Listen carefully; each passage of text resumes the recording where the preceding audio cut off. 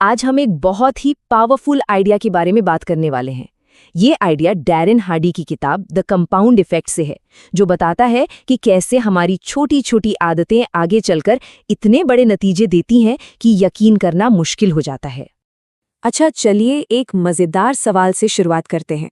मान लीजिए किसी के पास दो ऑप्शन है, एक अभी के अभी 3 करोड़ रुपए कैश, या फिर 1 रुपए का एक सिक्का जो अगले 31 दिनों तक हर रोज डबल होता जाएगा। कौन सा ऑप्शन चुनना चाहिए?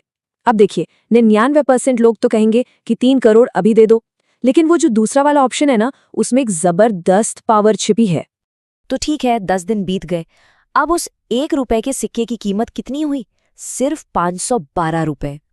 अब जिसने 3 करोड़ छोड़े होंगे वो तो सोचेगा कि क्या बेवकूफ़ी कर दी।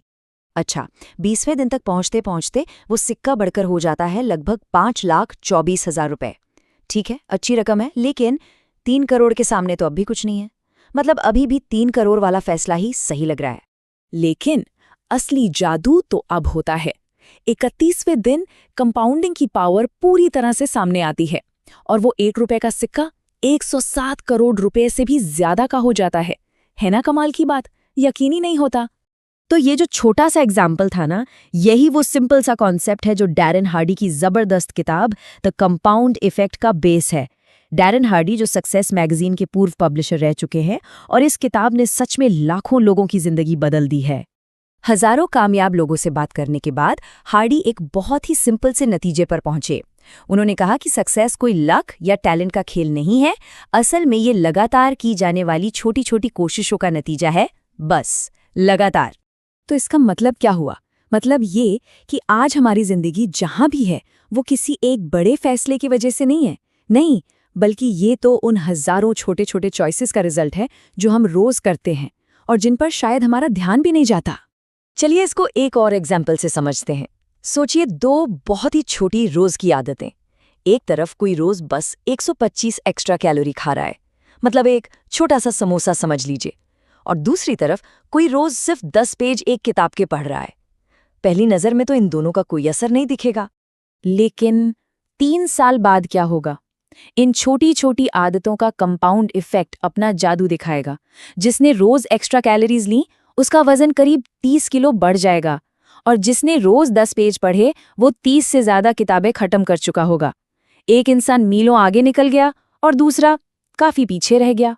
और इसी पॉइंट पर लेखक एक ऐसी बात कहते हैं जो सच में सोचने का पूरा तरीका ही बदल सकती है।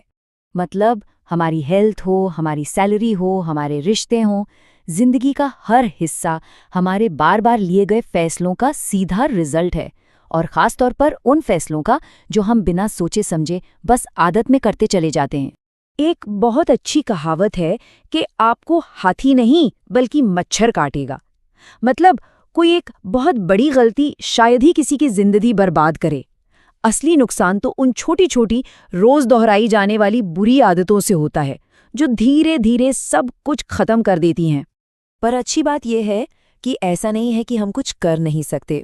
इन चॉइसेस को पूरी तरह से कंट्रोल किया जा सकता है, और आदतों की मदद से अच्छी चॉइसेस को ऑटोमेटिक बनाया जा सकता है। ये प्रोसेस बहुत सिंपल है। हम एक छोटा सा फैसला लेते हैं, जब हम उसे बार बार करते हैं तो वो आदत बन जाती है।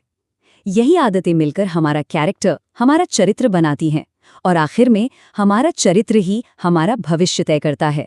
है ना कितना गहरा कनेक्शन? तो सवाल उठता है, किसी बुरी आदत को तोड़ें कैसे? इसका भी एक सीधा साधा फॉर्मूला है।